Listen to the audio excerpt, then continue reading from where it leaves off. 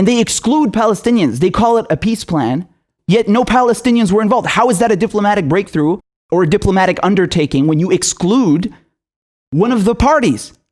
That's called oppression, what you're doing. This is no different from the French and the British carving up the Middle East.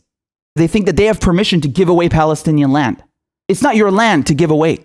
By signing this deal, the Emirates have sold out the Palestinians. They've acknowledged and granted legitimacy to the military occupation of Palestine and recognized Israel as a state. And they have accepted all of the previous annexation, all of the previous land that has been stolen since 1948, since 1967.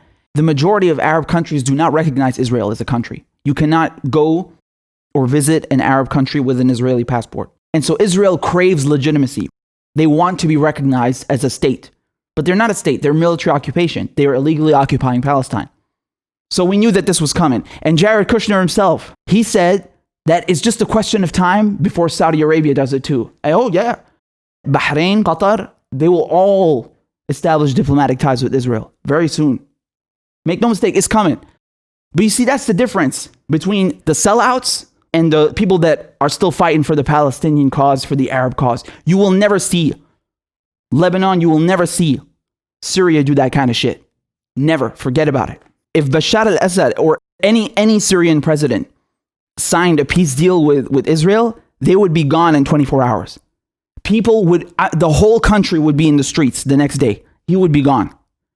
Because that's how much of an affront this is. That's how much of a betrayal and a stab in the back this is, not just to Palestinians, but to all Arabs.